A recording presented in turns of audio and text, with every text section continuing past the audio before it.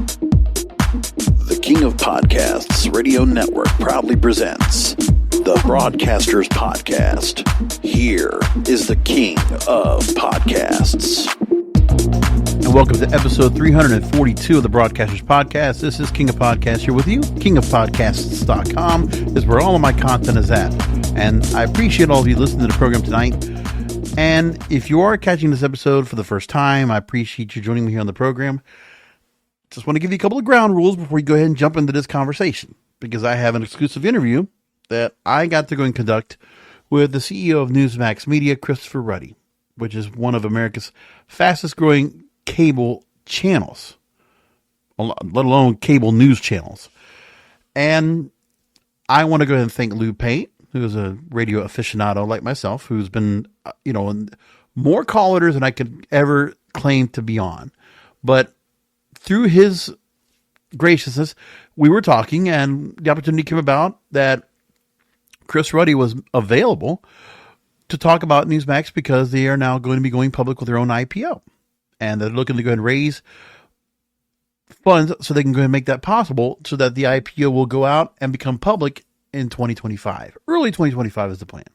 So that gave me the opportunity to go ahead and interview Chris, because I got connected to the assistant that handles Chris's interviews and doesn't do a lot of them.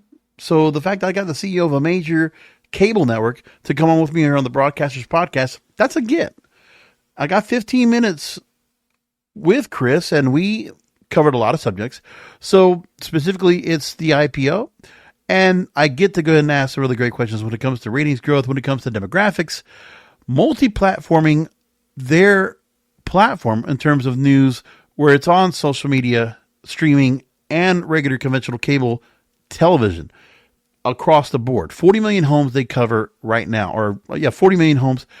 And most recently, when it comes to news networks, the Republican National Convention would be something that they would be covering along with other news networks. And they got an audience of 10 million viewers to tune into their channel across platforms for the Republican National Convention. That's commendable. Now, I'm going to play that interview for you first, and then I have some other stories to bring up to you, and I'll tell you about those in just a second. But I just want to preface this. One thing that I have said on this program over and over, I started this series January 2019. I have so many episodes going back. All of you know that I talk about the digital disruption. I talk about when corporate big media comes in and, they have made their mistakes when it comes to having either a linear broadcast or physical units you're trying to go and sell. And when the internet has basically just put a damper on all of it. And now we're at the latest case right now with AI. And you've heard me talk about that here on the program extensively. And I asked Chris about that as well. But one of the things is that regardless of what you want to feel about the media, the one area I will not jump into, and I never jump into, is politics. Look, it's a spectator sport. For some people, it's like a soap opera. They just get locked into it and just can't help themselves but talk about it. And for the most part, plenty of people out there that do podcasts or talk about the media or whatever, they bring up their politics. Like I'm looking at some wrestling stuff right now. I do a wrestling podcast. I've been doing it since 2012. And I see some of my fellow podcast wrestling brethren, I refer to them that on the program, they're bringing politics into something that came up at the Olympics. And you know what? They can do that all they want. I'm not alienating my audience whatsoever. For me, it's a matter of great content on this program. I get to talk about what I want to talk about on this program. Okay. And for me, the opportunity to have this interview, regardless of your political slant, I'm telling you, these 15 minutes, you're going to realize you don't even need to be worried about the fact of how, what your politics might be. If you feel like it's going to be something that's going to be an issue, and that's going to be the reason that you don't want to listen to some content. And if that's the case, I'm not a boycotter and I'm not into this whole thing about it. I'm just not. So I prefer always to let everybody else do that. I'm going to do what I like to do. Okay. I'm not influenced or anything like that when it comes to politics because I don't care. Not on my programming. Now, if people want to have that politics going on because they're held by some control of some other corporation or some other company or some other people that you have hosting or, presenting your content, I'm independent. I'm doing this on my own. I do all the work. So for me, politics, throw it aside. And if you feel like that's going to be something that you need to go and build up in the comments or whatever, you go right ahead. But it doesn't make a difference to me at all. I like to talk about media, and I could do it without a political slant. I'm really damn good at it. So I want to make that clear. Because just because of, the platform we're going to discuss in this interview, you can say what you want. But no matter what, let's take the political part out of it. Newsmax Television, okay, is a disruptor in a sea of legacy media networks that, by the way, have failed. Okay, they're losing audience. Their audience is getting older, and they basically can only do what they can to keep doing the same news cycle that has been working since the O.J. Simpson trial. Right? We talked about that too. Deregulation caused this. And when news corporations are done for entertainment value and nothing else, then that's what happens now. We're at the point where we are getting our media from somewhere else. Does trust in the media? We've talked about that too. I didn't say it. Point Your Media or, or Gallup or other polls and surveys out there have said it. All I'm doing is reporting the information. See, that's the difference. I like news media that gives me the news, and they can separate the opinion and editorial to something else. And commentary, that could go somewhere else. I don't need to have it as part of it. Okay, so I can go to a news aggregator, get my news, read it, decode from all the crap that's being put out there, which, all these publications now, they can't do anything about when it comes to trying to build an audience, try to get circulation, try to get advertising revenue because the big tech companies are hurting them. Well, that's a mistake on your end. The Newsmaxes of the world benefit from the weakness and the ignorance and ineptitude. And let's just say the imbecility, in my opinion, of how these other big networks with 3 letters all operate. And there's more. But there was a time when you had staff, you had human component, you had content that was well done, investigated, researched, resourced. You find multiple sources to back up and confirm this content. So this whole thing of disinformation that everybody talks about, misinformation, that's a result of the lack of resources and the lack of foresight when it comes to reporting. And for the credit, Chris Ruddy, he started as a journalist decades ago and understands this as very well. And it's different to go ahead and still try to hold that kind of journalistic creed while trying to operate a modern news platform today. So to be a disruptor, to come in and, at the behest of mistakes that the big legacy companies that do out there are plenty of other independent media organizations out there that are making a living and might be thriving as well by being somewhere else, by monetizing on YouTube or Rumble or, X or wherever they want to go, or Substack, or, pick a different organization or find a website. And that's what people do. And maybe some people might want to go ahead and, admit to that, but it's true. So I like the fact that we have multiple options of news to go to. Because also, if I had the same people that are reporting on the same different thing, I might be able to go ahead and find information from different sources to get my own confirmation, because I was a journalism major myself.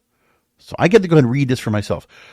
It's not going to be easy to read news anymore. It's not easy to go and just go to one news source and look for news and find the information. It's getting harder. And with the internet, yeah, it might be a little more difficult. But you know what? That's neither here nor there. People find their news more than anything now. You'll find links to most of the publications that you might have read years ago if you're older or like my age. You'll find it on Google or Apple News or Bing or Yahoo or wherever you go, or MSN, because that's what happens now. And now the fact that these AI companies and the AI platforms that are within the tech companies, they're now coming in and doing some damage. After the interview, I'm going to talk about what more is being talked about when it comes to AI, because media groups now are trying to seek a new profit model with AI in order to survive. Let's just put that point. Financial Times brought that story up. We're going to talk about that in a little bit. And Silicon Valley is going to war against the media, or why they are. And that's Business Insider that reports on that. We'll talk about that as well. And also one of my favorite stories. Oh, I will talk about Deadpool and Wolverine, because the after effect of, how well that movie did along with Inside Out has really helped bolster the summer box office movie season. We'll talk about that very as well. And iHeartMedia now looking to begin debt restructuring negotiations. So, one of my favorite punching bags, iHeartMedia, because I worked for them before. And look at this. The bankruptcy, they were able to go and restructure their debt, and now the debt they still have, they took it down just a little bit, maybe like a couple $1 billion, from $5.9 to $5.7 billion. I don't know if it is right now. I have to look what the story says and they can tell me what it is. But Bloomberg reports about it, and now iHeartMedia has to start restructuring debt. So that means they're going to just stretch out their debt and get their lenders to go ahead and stretch out a little bit longer to see what they can do. The creditors. What a great way to operate. See, big media, that's what happens to those groups, right? How many publications do we know that are private equity owned? And how they're just being picked apart? How many media organizations do you know, like a Newsmax, that's going to get an IPO? They're going to go public. They're going to be able to get an offering. They're going to be able to get a good valuation. And they're probably going to do pretty well right off the bat because of an independent news organization like them. And the way they're set for the future. But don't take it from me. Take it from my guest right now. Without any further delay, let me go ahead and introduce Christopher Ruddy. He is the CEO and president of Newsmax Media, a leading digital and television news media company. Ruddy founded Newsmax in 1998 to publish online and offline content in the fields of news, politics, health, and finance. And Newsmax.com ranks consistently as one of the country's most trafficked news websites. And then they included now Newsmax TV, a cable and over-the-top media service news channel starting in 2014, carried more than 70 million U.S. homes. So with that said, he's also previously worked at the New York Post, Pittsburgh Tribune Review, was awarded a media fellowship at the Hoover Institution on War, Revolution, and Peace at Stanford University, and Newsweek, in a cover story, named him as one of America's top 20 most influential news media personalities. Take a listen. And joining me right now on the Broadcasters Podcast, I'm joined with the CEO of Newsmax Media, parent company of Newsmax, America's fastest growing cable news channel, Christopher Ruddy. Thanks for being on with us. Really appreciate you taking time out. Jorge, glad to be on with you. My pleasure. First of all, Newsmax is, I feel like the network is very opportunistic. And what I mean by that is because of, when you think of new media networks being brought up into the space in traditional spaces, but what you're doing, you're, putting yourself out there in cable and various streaming platforms. Also through social media, there's a whole lot of presence. I mean, you can't miss Newsmax. You can throw a rock and you can hit it anywhere in the media space. And also in the time of where, changes to the cable news networks that are those that have been around for as long as you have.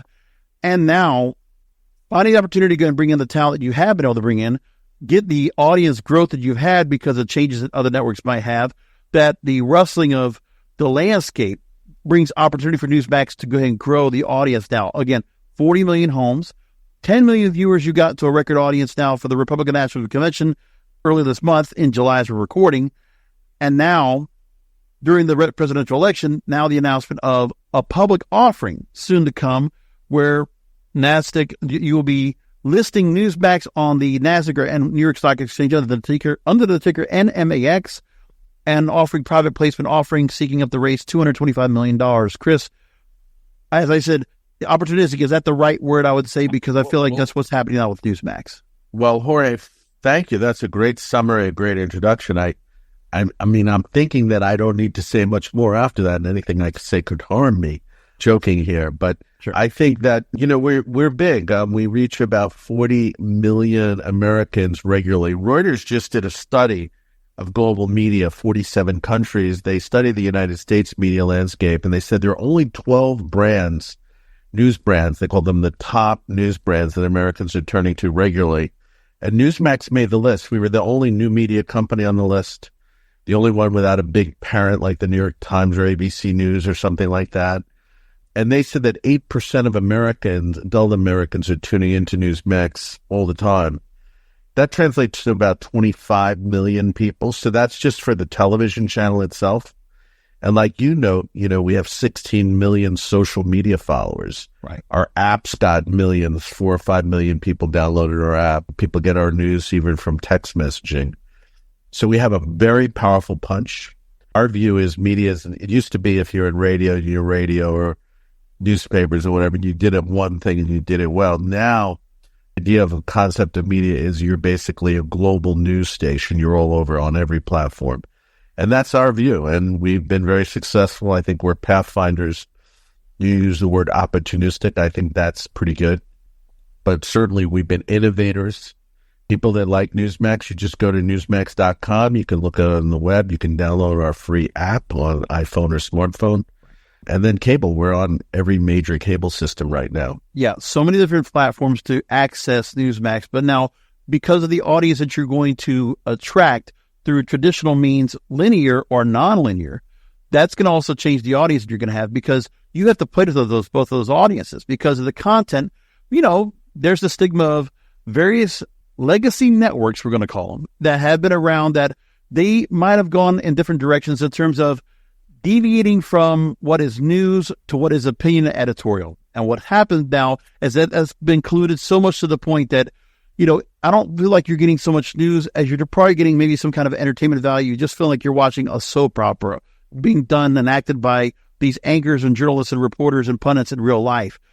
That's something I feel like is what Newsmax has tried to deviate from. Obviously, there's an integrity in the terms of talent that you've brought on board and continue to bring on board, but also there's that balance of where on the website it's very news driven, and then also in the news that you give, but you also have to find that fine line on still being able to go and offer opinion and editorial, and it's designated as such as commentary.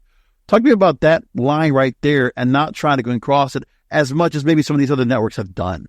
Well, I think, Newsmax always describes itself truth in media, truth in advertising, right? We say that we're an independent news agency, true, with a conservative perspective, true. I feel like we try to represent American values. People call them conservative values, heartland values. But we have always been very committed as a news organization to giving both sides. I just think there's no requirement. There's nothing in the Constitution that says free press. It's a free press. The history of the press and the media in America is that these companies, most media outlets, were very highly partisan. And over time, when they ended up in the late 20th century, as companies started getting one newspaper in a town, or there was only 3 broadcast networks, there was a sensibility that the network should be fair and balanced. None of them really were, but they claimed to be. Newsmax actually makes an effort. Like, we try to bring on liberal opinion people. Susan Estrich writes for Newsmax, for instance. Right. We've always have liberals on. We have, if you watch Newsmax TV, you'll see critics of Donald Trump. You'll see Democratic critics of Donald Trump coming on all day long. And we have Republicans that don't like Donald Trump. John Bolton, for instance, covers on Newsmax. So we try to balance it. But if you turn on CNN or MSNBC, Jorge, you're not going to find really any Republicans, very few, that support Donald Trump. Now with the election 90 days away, they're starting to put a few of them on. But we've been doing it all along. Like, this is not new to Newsmax. We're trying to have a balanced presentation of facts. My view on this is, I'm not threatened by liberal opinion or views. I think it's good for people to hear both sides. It's just my nature. It's always been my background. I think it's the fundamental basis of a rational society, is that you have an open discussion about issues. It comes out of my education, and it's in my DNA and bones. And that's what Newsmax is going to be. Now, some people don't like it. I've been criticized by people on the right. And it's funny, the left will say we're far right, which is ridiculous because they have all become so far left.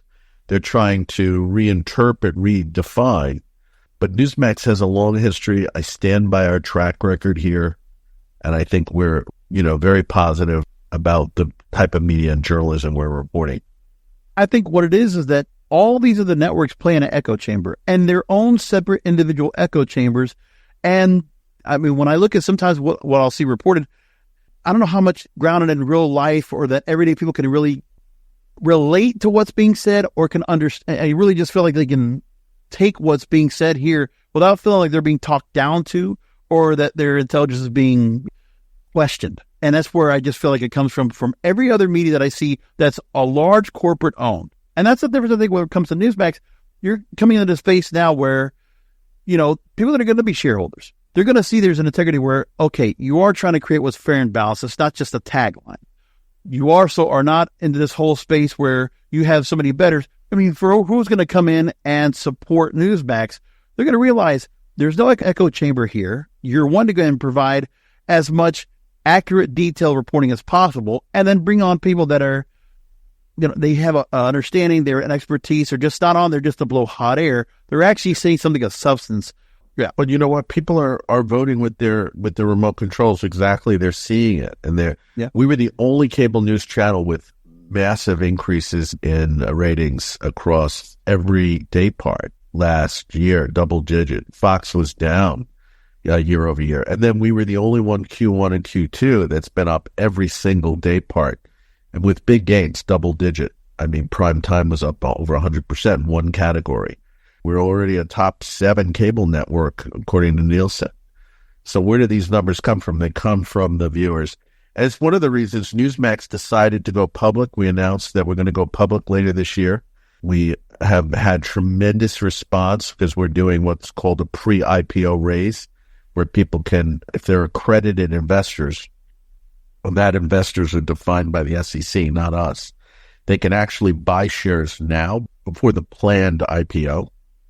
It's very simple. They just go to our website, newsmaxinvest.com, newsmaxinvest.com, and there's a lot of information for them to review, but it's very easy. They can even go online with a credit card and buy shares. It's amazing, the technology.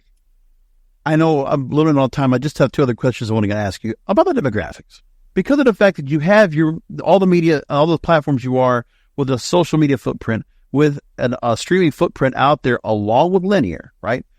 The thing is, you're going to tap into a younger audience. Meanwhile, a lot of the news networks, they are happy to go ahead and play in the same playground that they have with an older demographic, 55 plus, that are kind of just used to the fact that they used to watch nightly news and they used to have somebody on at 6:30 they could trust and listen to, and they feel like they can have that same kind of feeling with the flashy graphics and all, watching, these other channels. But you have to play to a younger audience here, and some of the folks that you have on that are hosting, it is what's something to be said about news media. I mean, do they play to a younger audience? Are they trying to adopt the new media? Are they trying to go ahead and, work through social media to get the word out and, have new people come in to watch Newsmax and consume your content, and they're not going to feel like it's just the same whole humdrum. Like, I feel like, well, I can tell you we had a younger demographic over 35 years, 34 years and older that tuned in, over 2.6 million people. We had a record audience during the RNC Republican Convention. Yeah. We had over 10 million tuned into Newsmax and Newsmax 2, our streaming channel, which is a massive number, for us to reach. We had record numbers. We were one of the top cable channels during the Republican Convention. So people are tuning in, and younger people. Newsmax we're very diverse. According to Nielsen and MRI data, the majority of our viewers are independents and Democrats. They're not all Republicans, which is another myth. So it's all good, and we're really growing, and I think that people, if they don't believe you or me, just tune in for 5 minutes to Newsmax, either on the cable, our app, Newsmax app, or the website, newsmax.com. Now, on top of that, you have your own background in journalism, and, you've done a lot of your own work in terms of writing and, and journalism in general, and, part of media fellowship with the Hoover Institution on War, Revolution, and Peace, among other things, and also doing, Newsweek has looked at you as one of the top 20 most influential news media personalities.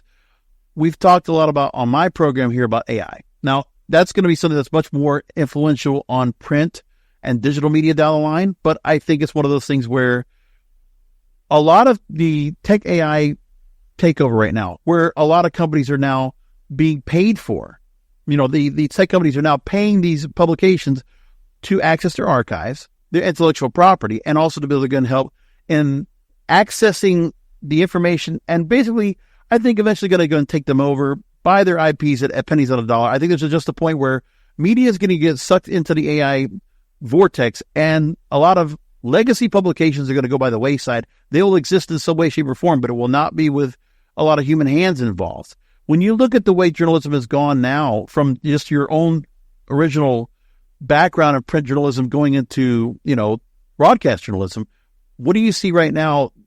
How does that concern you, or how do you think it plays out? The problem I'm seeing is big tech basically controls everything. They're 80-90% of all the gatekeepers. And even if you have a media company, it still has to go through big tech channels and platforms. So they are all left. I mean, dramatically left. There's some conservative, but very few. And Elon Musk is more open-minded, but even X is still blocking a lot of conservative stuff from what I can see, and the algorithms aren't that fair and favorable. So I just think that's the battle, is making sure we have, just like I believe in diversity of thought in Newsmax, I believe in diversity of competition. I don't believe there should be one company should control 80% of search or 80% of online advertising. This is bad for the economy. It's bad for competition. It's bad for consumer prices. And so we have to fight to keep the playing field level. And that's our job. And we do it with every battle, but I do fight for fairness on Newsmax. And that's my little fiefdom here running Newsmax for the moment. I'm a custodian of this media property, and I take my responsibilities to the public very seriously. No, and also the fact that we're majority stakeholder in all this. So what's happening now is you've made preparations. You have a long-term plan still running in place to help build Newsmax into, a formidable news network that I think will continue to go ahead and pick off an audience that's from an eroding news media that has tried to play along with a certain process of reporting the news, trying to hit every bit of senses of a human brain by fear-mongering, by scaring, by, making people angry, making people sad. I think it's just too much of that emotional pull that you're trying to get. And I don't think I'm getting at the Newsmax. It's a fresh approach. And I think that's what's going to continue to help out, especially when you put that IPO and make it public. Well, I really appreciate your support and certainly your interest in Newsmax. And if, again, any of your listeners are interested in becoming an owner or shareholder in Newsmax, just go to newsmaxinvest.com, newsmaxinvest.com, and you can sign up and get information there. Jorge, I very much appreciate your time today. I appreciate your sensibilities and fairness and openness to having a good discussion. We look forward to continuing that. Christopher, thank you for being on with me. I really appreciate you taking your time. Great. Thank you, Jorge. Thanks to Lou Pate for helping me get this interview put together, and, really appreciated the chance to go ahead and talk to Chris Ruddy. Pretty big name I've had here on the program. And listen, we've had quite a few good names here on the Broadcasters Podcast, or even before that as Creative Not Corporate. That was one of my bread and butter things, was to do interviews on a pretty regular basis. Arguably, this might be one of the biggest interviews I ever got since I got to talk to the founder and the creator of the E! Channel, Larry Namer, going back to 2019 when I was able to go and do that interview. But, right now, it's nice to get back into that again. I just haven't done interviews over here in a long time because I've been so consumed with the monologue of doing this program. I really enjoy doing it. I have a lot of fun doing it, which I'm going to get to go back and do right now. So let's go and get into it. The Financial Times reports on how media groups are seeking a new profit model with AI, because industry is now seeking to avoid painful experience with online gatekeepers like Google and Facebook, aka Meta. So there are right now a flurry of recent deals and lawsuits that are showing that media is trying to act early. Perplexity this past week, a search engine startup that starts using generative AI to produce enhanced results, announced revenue-sharing deals with an eclectic group of publishers, including Automatic, which is the owner of WordPress, Der Spiegel, and Time. And this was after accusations they were surreptitiously scraping media websites to feed into its search service. You want to know about that? Go back to last week's program to learn about that. OpenAI has now set up new deals with media companies, including the Financial Times, but also with partner Microsoft, that faces the biggest legal challenge from news publishers and a copyright infringement claim from the New York Times. The economic challenges and legal issues raised by generative AI are familiar from the early days of the internet. Many publishers have long complained that services such as Google News steal their audience, while at the same time relying heavily on them to generate traffic. But this is going for back years, right? I mean, this is going back years. Courts have given search engines a legal pass, and what direct financial benefit the media companies have been able to extract has come through the political system, with countries like Australia and Canada passing laws to force the biggest internet companies to pay up. The bargaining codes. We've talked about that extensively. And guess what? They didn't work. In Australia, I saw a story about how bad right now the media industry is right now. They are in shambles. Losing a lot of audience, losing trust, losing money. Like, there's going to be a lot of Australian news companies or organizations that are not going to be able to survive much longer. So they're hurting right now. So to some extent, they say here, after a free-for-all that apparently led to too much news content being subdivided to train large language models, some order has been restored. OpenAI has said it will abide by publishers' requests not to crawl their websites. By the end of last year, most big publishers were already blocking AI crawlers, according to the Reuters Institute for the Study of Journalism. Opting out of big tech, however, hardly looks like a durable strategy for media companies. Perplexity is agreeing to give publishers a share of any advertising tied directly to results that depend on their content. It won't pay many journalists' salaries in the short term, but they haven't come up with the new advertising formats yet. And like many search engine startups that came before it, it faces a steep uphill battle in carving out a business market dominated by Google. So the key question they ask in this article is, how much bargaining power do they have? Like the internet before it, AI exposes the commodity nature of much online content. It'll be hard to extract much value, if any, for the use of material in the general training of language models. According to OpenAI, the entire news business only makes up a tiny slice of the data these models are trained on. The unspoken threat to the publishers is, if you don't play by our terms, we'll be happy to cut you out. I'm going to read that again. What did I say before?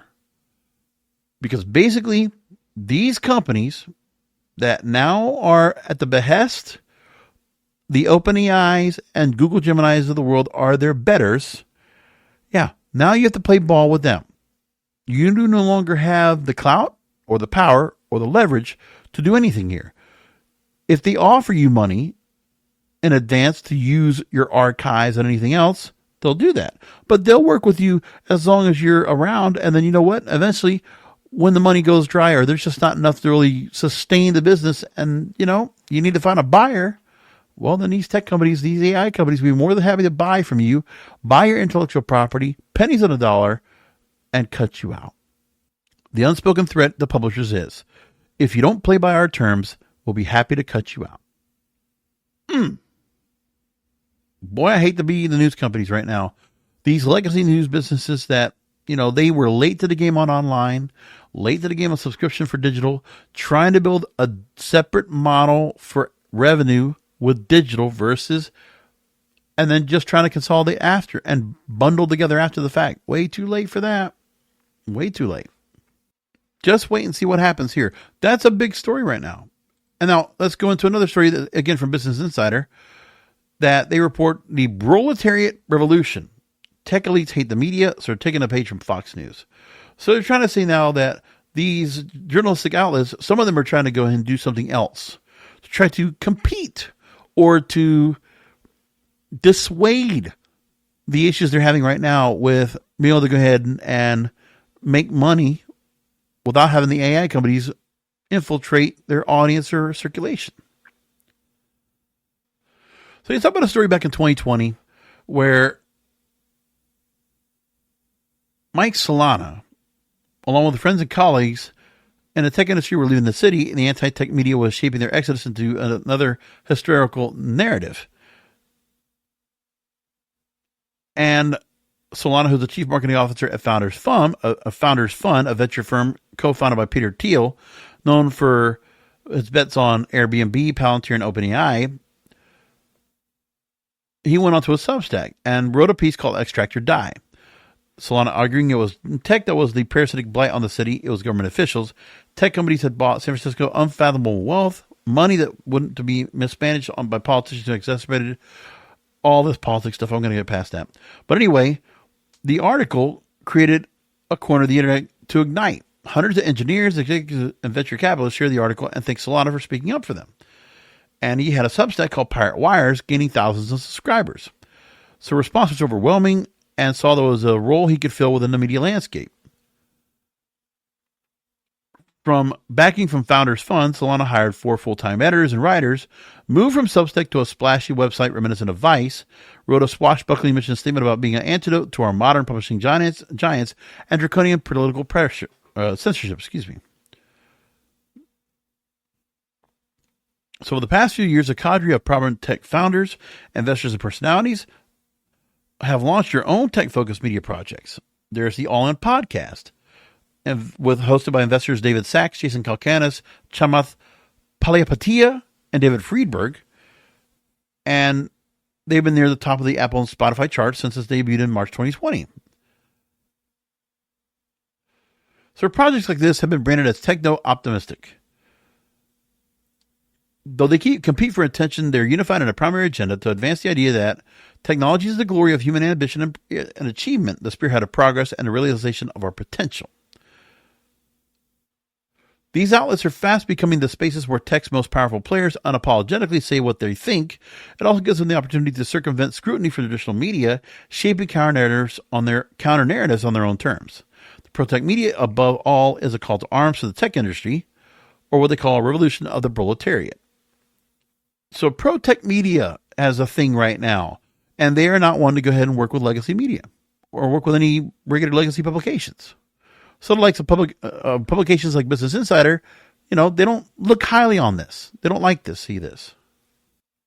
On the surface, they say that the pro-tech media aims to bring back some of now much needed hype to the industry. Many of Silicon Valley's most touted innovations over the past several years have failed to live up to their promises. They're trying to say as cryptocurrency has failed, NFTs, metaverse, Web3, among others. That's what they're all saying. I don't know about that. Cryptocurrency is doing fine with me. NFTs, yeah, that didn't really do much. It was a couple of years ago. We talked about it. There wasn't really much anything. Metaverse, not interested in me, so I talked about it a little bit. Just based on audience response, I saw nobody cared about the metaverse or NFTs at all. So that's why I quit talking about it. Very quickly, by the way. So they refer to this pro-tech media as all identity-driven brands, and they vary. All in is like a cross between Joe Rogan and The View. Pirate Wires, the Substack, is urgent and irreverent, or it was a Substack, now it's a website. Often veering into the winding tangents that yield contradictory insights. Both the progenitors of these projects and their fans share an overarching ethos that building and turgidly celebrating tech is itself an identity. They also tend to share other aspects of their identity. 70% of Pirate Wire's paid subscribers are men ages 25 to 40 working in tech and finance. See, the thing is that, they don't rely on some of these other magazines or publications that have been out there, like Wired or Fast Company. They're not going to those folks. They're not going to CNBC. They're not going to Bloomberg or Benzinger or whatever else is out there. I mean, they don't want to. I think where Silicon Valley might once be the darling, that obviously there's some people that, politics for whatever reason, I guess, is the reason they're kind of getting up on this, that, that this entrepreneurial class is deciding to go on their own and not be a part of anybody else's companies when they could very well be, but they're not. They decide to go and just create their own independent projects. Again, disruption. Digital disruption. Same thing happens here. Emboldened by the chorus of combativeness. Yeah, Business Insider. Can we start with the Scrabble words? I mean, I'm trying to read this off the screen a little bit here. It might be a little bit too glaring for me to read it with glasses, and it's also pretty late at night, but I'm trying to, okay? Many of the pro-tech media luminaries and disciples are taking this agenda into the real world. If you have a belief and you've seen in Pirate Wires, maybe you can bring it up at all your company's all hands, John Coogan says. Or if you're management, you can use the pro-tech media to tell your underlings to get with the program. As mistrust in traditional media remains high and readers flock to more identity-focused brands, these projects will likely only gain traction and play an increasingly important role in shaping how the tech industry sees itself and perceives its enemies. But once again, let me just take that first part right to that paragraph. Mistrust in traditional media. Why is that? Why do you think we have mistrust? I mean, this is the thing. Traditional media has failed us. Okay? They don't want to report the news because it doesn't make them any money and doesn't make the kind of money that they really want. So to sensationalize the media, sensationalism used to be a National Enquirer thing, a Weekly World News thing, an Inside Edition, hard copy kind of thing. That was something we just kind of saw as just another extension of the news outlets out there in the 90s. But see, what happened was when those type of outlets, the TMZs of the world, when they started working so well and taking some of the revenue and some of the interest away from these legacy traditional media outlets, well, then who are they going to go to? They decided they're going to start playing the whole thing themselves. But they don't even want to admit they're doing that. They don't even want to admit that they're narcissistic, they're gaslighting. They're trying to go ahead and stir out any kind of sense of your five senses right now. They want to go ahead, make you cry, make you angry, make you sad, make you depressed, make you frustrated, make you feel like the world's ending, like you're going to take whatever kind of pill you need, red pill, black pill, white pill, whatever. And then the traditional media like Business Insider wants to go ahead and castigate these folks and ostracize them because, oh, well, you're not working with us. We don't like you because you don't work with us. We also don't like you because you don't believe in what we believe. Again, mistrust in traditional media. That's all you need to know. Why do you think the pro-tech media, why do you think other independent media is out there mistrust in traditional media? Because at one time, traditional media was all we had, and that was fine. But traditional media was managed well because we had, just like Chris Ruddy was saying, multiple newspapers in a city. So you could have differing opinions. You had competition, and people had to go and be above ground to make sure to keep their audience, keep their readership. But we don't have that anymore because deregulation and this corporate blueprint of just picking apart a company because they got to do what it takes to go and keep getting their bottom line. This endless cycle of trying to go ahead and profit and keep building profit when, they can only do so much of what they have. Well, this is what they do. It's amazing. The quiet part out loud. You had to wait till, very well down the paragraph, or well down the story to talk about mistrust in traditional media. Why do you think this is all happening? Why do you think the All In Podcast and Pirate Wires and all these other pro-tech media platforms are out there for? It's because if there was a haven in traditional media for them, a place, a voice for them in the public square, then they would use them. But they're not. Because, as I said, all those legacy media outlets are all echo chambers. They're not part of what we're doing right now. They're not in touch with everyday people. My program sounds nothing like everybody else out there. You know why? Because I want to talk about the actual news, the actual stories out there, the industry. If I could talk more about the industry, I would. But I also have to go and talk about other things that will, hopefully be a gateway for people to go and listen in. So if I talk about other stories, yeah, because they're fun and interesting topics, yeah, those stories, those shows probably do really well for my programming. That's fine. Like, I like doing that too. Like, I've learned that's part of me, like, understanding what this program is going to be, what I want to do with it, and realizing that all the things I like to talk about when it comes to media, even when it comes to, like, making commentary of movies, TV, radio, podcasting, whatever, I can do that and incorporate it or make it the focus of the program. Music too. Like, it's all that. But, when we had a thing where, you had competition, you had other resources out there. And, we just said traditional media kind of handled the roost because there was a lot of choices out there and a lot of good reporters out there being hired and just being allowed to go and just report on the content without a political slant. But now everybody that comes in here, they all have to have some kind of Ivy League degree or come from some other background where who's being vetted, who's being brought in. They probably don't have much of a background on anything. Like imagine now, you like to have people that are journalists that have very different origins, a diversity of origin, a diversity of background. Like something like this, they always talk about the diversity, right, of, reporting. But let's talk about right there, okay? So we want to talk about diversity of different cultures, creeds, all this stuff, right?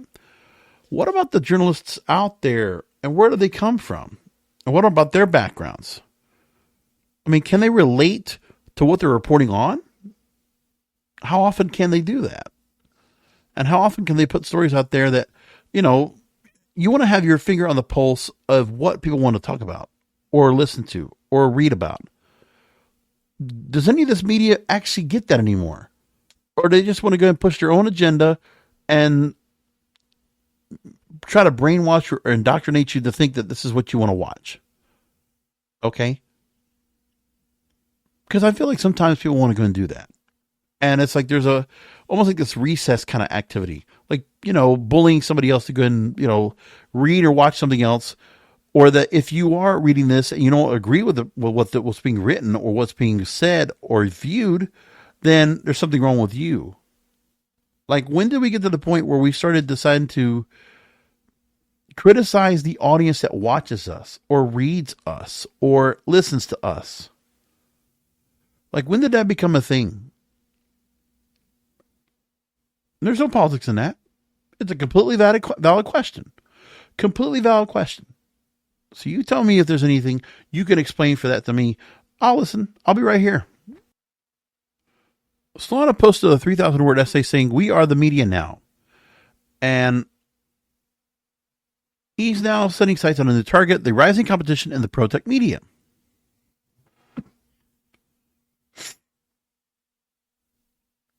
Every billionaire in tech is looking to start their own media company. The good news is you don't want to build an edgy new tech press outlet that doesn't want communism. I don't know why he said that, but anyways, I already did that. You're welcome. But anyways, the fact that we had disruptors out there and that there's blowback from these disruptors, like when did that become a thing? I mean, if you see people that have restaurants and there's other competing restaurants out there, you're talking about, the different publications, just like other businesses, they're upset there's more competition out there.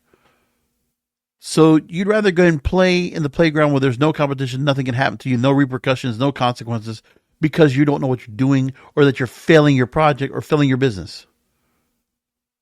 No. If you don't know how to get an audience, you don't know how to go ahead and, you're putting money into this, into a business, a media business, and you don't know how to keep an audience, then you know what? Why are you keeping the company? Why are you allowed to go and stay in debt? Why are you allowed to go ahead and continue to operate and continue to be bought up and bought up and bought up like nothing else? There used to be a thing where, sometimes networks would not survive anymore. Okay? Hey, look, we don't have UPN anymore. We don't have the Dumont network. We have various newspapers that have gone away that don't happen anymore. Like what? Chicago Tribune is the only one right now. Do we have Chicago Sun-Times, or is that gone, right? Is that faded away? I mean, things like that happen. Media changes. But there are some constants that have to be the same, but they have to also be bought out and picked up and whatever. Like, remember, NBC's been bought out by a couple different things. They were GE, now they're Comcast. ABC, they were Capital Cities, but now they're Disney, right? And CBS was Westinghouse, but now it's Viacom. Like, it's all these major companies, all these major networks, they just get bundled into other networks. So, like, what identity do all those channels have? Like, remember, Viacom, they're the same ones that have another part of Paramount. Remember, think about all the different channels we used to have that were individual and they just had a like-minded. Just take what Nickelodeon used to be, VH1, MTV, BET. Remember what those channels used to be? The kind of programming we used to have? The diversity of different programming that was on there? So much original content? Wow. What happened to all that? What do we have right now? I mean, these channels are not even close to the identities that they are. So why even keep them around? Just drop them for something else. You don't have to go and create these different separate channels because you think you're going to keep the audience that you had before. No, don't do it. Listen, you want to go ahead and sunset a network and create something else, you do that. It's not that hard. For some people, they don't realize that. But, hey. Used to be a thing all the time where there could be media outlets that were out and they were around and they go away. So that's what happens. They shouldn't be bought up in bankruptcy and try to survive. And if somebody wants to buy the IP and use it somewhere else, then, they can do that. And that's eventually going to start happening. We're going to get to the point where we're going to have like particular intellectual property, particular publications that'll be out there, but we'll not have anyone there that's like not a real outfit. It'll be just like, well, you're kind of like shoved into another building with other organizations, much like the same people that have Billboard or Variety or Deadline or, all those other publications that are in one company themselves. And it's like any individuality, same people doing the same stories, and some kind of agenda goes along with that too. I don't want any of that. I mean, there's still relevancy in those publications because they're the names and what they represent and their intellectual property means something, but, in the wrong hands, they fail. And we've seen that time and time again on this program. Moving on, we're not even a week into Deadpool and Wolverine, but the movie so far has made domestically $280 million, $310 million internationally. It's about to go and break $600 million right now in the box office in 1 week. Wild. This movie, I don't know how much it's going to make in terms of where we're going to be in at the end, but I can see this movie easily making it to the $2 billion mark. Like, it can make Barbie money right now. It's going to break $1 billion. Not even a question there. But it's also going up against, one of the highest, most profitable R movies ever. It's about going to try to break the record on Joker. And that is huge. Joker in 2019, R-rated movie. That movie generated over $1 billion, $55 million budget, $1.079 billion to date. Wild. Now we're going to see if Joker Folie à Deux, coming up on October 2nd, is going to go and have any kind of numbers to go ahead and beat up on Deadpool and Wolverine, but we're going to see a pretty tough fight. Now, what's very interesting about Deadpool and Wolverine is because of the fact that there was so much going on with this movie in terms of who owned the property, and that Marvel had to go through a lot of navigating to get this movie to be possible after all the work that came through it. And Ryan Reynolds, to his credit, decided to go ahead and take a shot or two at 20th Century Fox and the whole deal with Disney on this movie. One of the biggest things they have about this movie in terms of things is that the X-Men now is entered into the Marvel Cinematic Universe, the most high-profile element of the 2019 Disney-Fox merger to penetrate pop culture consciousness. First time the theaters have really benefited from the Fox acquisition. And exhibitors have been very wary of consolidation as studio mergers from Hollywood lead to fewer films for them to show up at theaters. I have a story right now about how U.S. film and TV production has dropped 40% from the pre-strike levels. So since the writers and actors strike from last year, we were in the middle of that deluge last year, and film and TV production has not recovered since. Keep that in mind. Interesting story also attached to this whole thing as well, for whatever reason, but Ryan Reynolds is cinema's antichrist, according to Defector.com. So one of the things they talk about is that he was in a lot of bad movies before he really got himself into a really big place. So he was in the worst Blade movie, still survived, and a shitty Amityville horror movie remake, still he persisted, played Deadpool, already in an awfully Wolverine prequel film, and he rose. And he was the Green Lantern in one of the worst superhero movies ever made. But he is gone, has left Destruction of Madness and Smug, arch superficial meta commentary in its wake with nothing slowing him down. But Ryan Reynolds now has a blank check to star in miscellaneous Netflix action movies alongside The Rock on a yearly basis as part of their budget plan. Every Ryan Reynolds performance is the same, even if the movies change. It inherently isn't a bad thing. Many great actors do variations on a narrow theme. That's what they always talk about with Bill Murray or Burt Reynolds in the same way, or Chevy Chase. And somehow he does this, seems to know how to do the most annoying thing. And that Ryan Reynolds, somehow, if he's involved in something, it's going to go really well. It just usually happens like that. He's quite the entrepreneur, quite everything. It's really amazing. And so, yeah, that was an interesting story I saw from Ryan Reynolds. But yeah, it's him. He is the main course of the Deadpool Wolverine movie. But, I mean, overall, the schlockiness, the whole Ryan Reynolds shtick, I mean, people like it. And we don't get oversaturated with it either, which is good. But hey, good for him, man. Good for him. I give him credit. Okay, let's segue into radio. iHeartMedia. Not a big story about this, but we're going to talk about it anyway. So, Bloomberg reports that iHeartMedia is now talking with a group of its lenders, including Pacific Investment Management Company, to attempt restructuring their debt payments coming due May 2026. So it's like the same thing going on with, Odyssey last year, or this year, as part of their bankruptcy. Or Cumulus Media trying to go and work with their lenders to also extend their debt. So a number of iHeartMedia creditors have retained financial advisor Evercore and law firm Milbank to advise them. So iHeart currently has $5.2 billion of debt on their books. A $1.8 billion term loan is due in 2026, and an $800 million 6.375% note matures in 2026. So yeah, half of their debt is due in 2 years now. They're trying to restructure. iHeart continues to face pressure from ad revenue declines. Multiple creditor groups have been created to fight over the money owed to them to ensure they get their share. And that's the thing, is that because of the money that was being put in for these public offerings, well, they're trying to go and get their money back. So they have to go and continue to do something to work with these companies to get their money so it can be possible. Fun. Now, Bloomberg doesn't offer much more than that when they talk about this here. Oh, by the way, currently, iHeartMedia right now on the market, their price currently is $1.72. Wow, that is bad.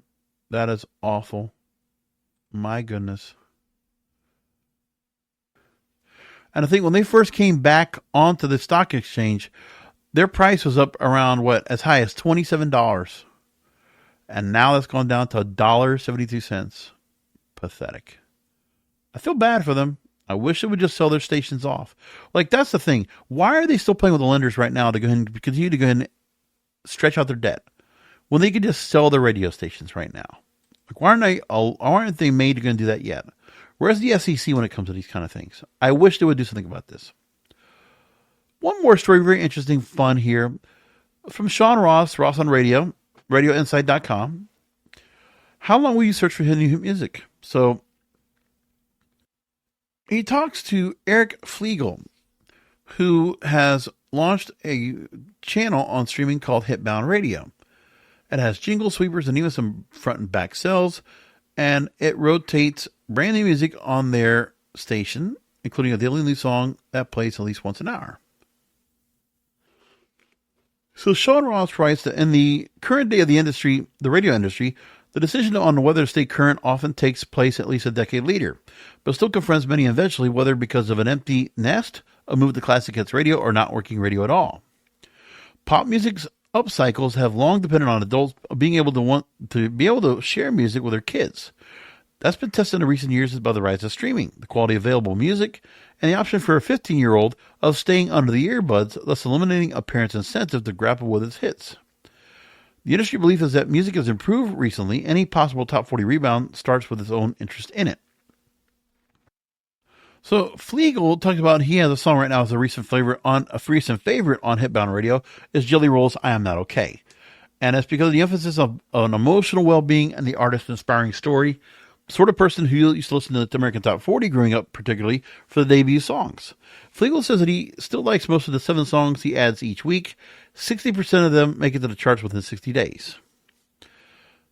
And just so you know the kind of music he plays right now on Hitbound Radio, in a particular hour of July 23rd, he had Gracie Abrams and Taylor Swift's Us, Teddy Swims' Lose Control, Mr. Mook's Wow, Jelly Roll's I Am Not Okay, Dua Lipa's Illusion, Jax Jones' Decent Derulo and Joel Corey's Tonight Die in Your Arms, an interpolation of Cutting Crew's I Just Died in Your Arms, Eminem Houdini, I Could Do It With a Broken Heart, Taylor Swift, Floria Looking for Love, I Like the Way You Kiss Me, Artemis, Bite the Bullet, Jessica Bea, Good Luck Have Fun, Miko, It's a Feeling, Sigala, Trevor Daniel, 24K Golden, Post Malone and Morgan Wallen's I Had Some Help, Tove Lo and S.G. Lewis's Heat, Lisa's Rockstar, Astra S's Joyride, and Dasha's Didn't I. Those are the songs he had on Hitbound Radio. So you want to go and find a radio that's still current and still trying to play things? Well, they're just having the stream. What's interesting now, I just saw a station in Orlando that I was a big fan of for years. It was on the air for 1988 till 2012, I think it was. And Odyssey decided to go ahead and change the station. Hold on, actually, I'll tell you real quick what it was. So the change to the station is 102 Jams in Orlando. And the station operated from 1988 until 2014 to become a hit music station. It was normally a rhythmic crossover urban contemporary station. So that's really what that station was and what it was consisted of. It was an incredible station. Wonderful work what they did.